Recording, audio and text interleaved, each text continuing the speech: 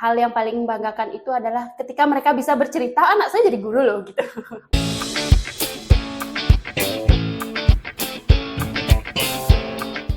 Halo semua, perkenalkan saya Miss Sukma.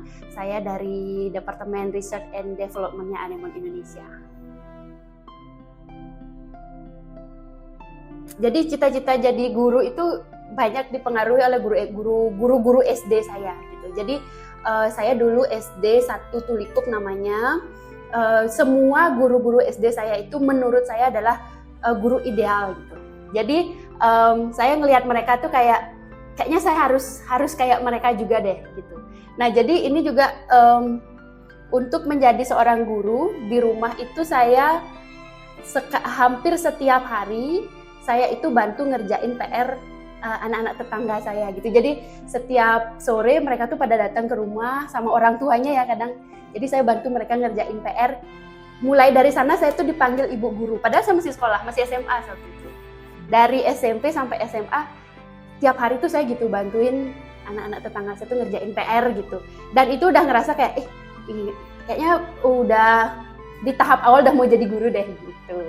Pengalaman menarik itu guru-guru yang saya temui yang menginspirasi itu adalah mereka yang sangat mengapresiasi murid-muridnya. Jadi ada satu kejadian, saya tuh guru saya itu lagi ngajar, terus saya pada saat guru saya agak mungkin dia lelah atau apa, beliau lelah atau apa, agak kayak setengah mengantuk, terus saya gambar. Saya nggak terlalu dengerin yang dia ajarin, tapi saya gambar gitu. Habis itu ternyata beliau ngeh, terus saya disamperin ke mejanya gitu. Itu tuh saya udah takut banget nih, kayaknya bakalan dimarah deh sekarang gitu. Tapi ternyata nggak dimarah. Justru beliau bilang gambarnya bagus ya, kayaknya kamu bakat gambar deh gitu. Jadi yang berkesan itu adalah mereka itu mengapresiasi mereka. Kalau kita salah dibenerin gitu. Kalau kita bagus, kita pintar, diapresiasi kayak gitu. Jadi itu hal yang berkesan untuk saya, pengalaman saya dengan guru saya.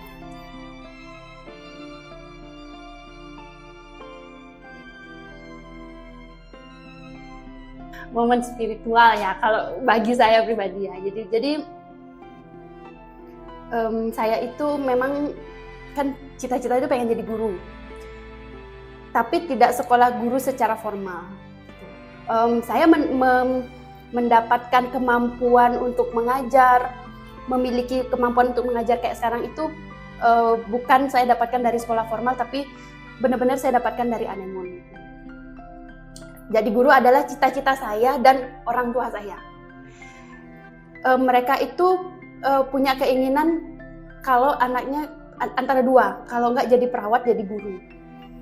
Yang memungkinkan pada saat itu adalah kayaknya jadi guru deh gitu. Karena jadi perawat melihat dari segi biaya tuh lumayan ya pada saat itu gitu. Jadi kayaknya kalau jadi guru sih masih bisa di backup biayanya. Tapi saya sudah mau daftar kuliah guru, tapi nggak jadi. Tidak jadinya karena saya memutuskan kayaknya orang tua saya cukup deh bayarin sekolah saya tuh sampai SMA aja. Kalau mereka bayarin saya kuliah, itu artinya mereka akan bekerja lebih keras dan saya nggak pengen. Ya udah cukup deh sampai SMA aja gitu. Nanti kalau misalkan pun saya mau kuliah nanti aja. Saya sempat sudah mengubur cita-cita nggak usah lah jadi guru, kerja yang lain aja. Karena kan nggak sekolah kan, tidak sekolah formal. Siapa sih sekolah yang mau nerima anak SMA untuk jadi guru? Tapi akhirnya saya menemukan dua baris lowongan kerja di koran yang bunyinya itu adalah dicari guru baca tulis. Saya nggak peduli belakangnya mau baca tulis, matematika, fisika, tapi depannya itu guru gitu. Kayak ini deh gitu. Saya bawa kemana-mana koran itu, kayaknya saya di sini deh. Pada saat itu saya bawa lamaran ke Nangka ya. Jadi ke Nangka saya lihat suasananya, saya lihat anak-anak, saya lihat orang-orangnya. Pas saya keluar dari pintu habis naruh lamaran, saya bilang saya harus di sini. Ini kayak gerbang pertama saya deh gitu. Saya selalu bilang Anemon Nangka itu adalah gerbang pertama saya masuk ke mana-mana gitu, masuk ke banyak dunia. Gitu. Setelah itu ya jadi guru, beneran jadi guru. yang pengalamannya nol gitu ya, mulai dari benar-benar nol besar banget, diajarin banget dari awal di Anemon sampai akhirnya punya kemampuan untuk mengajarkan anak itu baca tulis. Hal yang menakjubkan itu adalah, gila ya, dari nggak tahu apa-apa, dari nggak bisa pegang pensil, dari nggak tahu huruf sama sekali, sampai akhirnya mereka bisa baca, masuk sekolah gitu ya. Yang itu tuh bikin saya kayaknya nggak salah deh di sini gitu, dan kesampaian juga cita-citanya untuk jadi guru. Dan itu tuh bukan hanya membanggakan bagi saya, tapi juga bagi orang tua saya. Hal yang paling membanggakan itu adalah ketika mereka bisa bercerita, anak saya jadi guru loh gitu. Anak saya jadi guru, mereka dia bisa berjuang sendiri untuk dapetin cita-citanya jadi guru.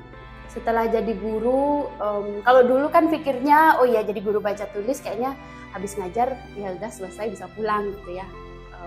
Pengetahuannya pasti kan seputaran mengajar aja, seputaran membaca, menulis, seputaran ngitung mungkin seperti itu ya. Tapi ternyata ada banyak kesempatan di Anemon yang akhirnya bisa saya coba satu persatu gitu, dan diajak juga sama-sama oleh Miss Ami, Mr. Aji dan tim di sini semua untuk merasakan yang namanya jadi trainer. Kalau jadi guru itu kan ngajarin anak-anaknya ya. Kalau jadi trainer itu ngajarin gurunya gitu. Jadi trainer, jadi bisa punya kesempatan juga untuk bantu mendevelop sebuah aplikasi kayak gitu ya. Terus juga akhirnya belajar banyak hal, nggak cuma tentang ngajar aja, tapi tentang gimana bisnis, gimana caranya menghitung gitu ya. Padahal saya sebenarnya nggak suka banget ngitung gitu, tapi akhirnya ketemu lagi dengan materi berhitung. Terus juga harus ngajarin guru-gurunya, harus ngajarin ke ornya, mau tidak mau itu membuat saya harus belajar lagi. Jadi milestone-nya sih sampai sekarang selalu ada kegiatan belajarnya gitu. Ya, jadi setelah saya menikah, kan banyak pasti ada pertanyaan apakah masih bekerja atau tinggal di rumah seperti itu ya. Dan kalau misalkan disuruh untuk memilih yang mana nih, atau lebih pro yang mana, wanita yang bekerja atau wanita yang mengurus rumah, pasti akan ada dua kubu. Ada yang memilih pilihan pertama, ada yang memilih pilihan kedua. Saya merasa setelah saya menikah, awalnya saya mengira bahwa kayaknya kehidupan saya pribadi udah berakhir deh. Perempuan yang menikah pasti udah nggak penting deh cita-citanya apa, dia akan hanya milik keluarganya. Gitu. Tapi saya menonton satu video yang ini menurut saya sangat menggugah sekali ya, disampaikan oleh salah satu putri Keraton Jogja yang menyampaikan pada saat itu beliau mengatakan bahwa yang menyedihkan dari wanita itu adalah ketika di rumah dia diperlakukan seperti dia tidak punya pekerjaan, dan di pekerjaan dia diperlakukan seperti dia tidak punya keluarga. Kemudian saya melihat ke diri saya, apakah saya diperlakukan seperti itu? Saya cek di rumah, enggak, saya diberikan kesempatan seluas-luasnya untuk bekerja, dan juga bersyukurnya di pekerjaan saya sangat dihargai sebagai seorang karyawan secara pribadi, dan juga menghargai saya sebagai seorang ibu, sebagai seorang istri, sebagai seorang menantu gitu ya. Jadi keadaan itulah yang membuat saya merasa lebih mudah untuk memilih melanjutkan menjadi seorang ibu, seorang istri, dan seorang wanita yang bekerja sampai sekarang. Itu.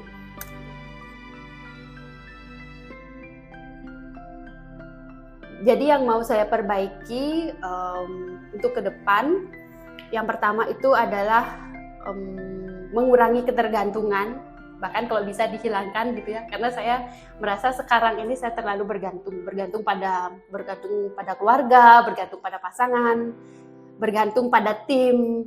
Jadi belajar gimana untuk bisa menggantungkan diri pada kemampuan diri sendiri. Terus yang kedua adalah pengen tidak menunda. Jadi kalau misalkan ada satu pekerjaan yang harus dikerjakan, ya udah segera dikerjakan. Jangan banyak nunggu nanti, karena siapa tahu setelah ditunda nggak ada kesempatan lagi. Kemudian yang terakhir adalah ingin lebih banyak bersyukur dan lebih rendah hati.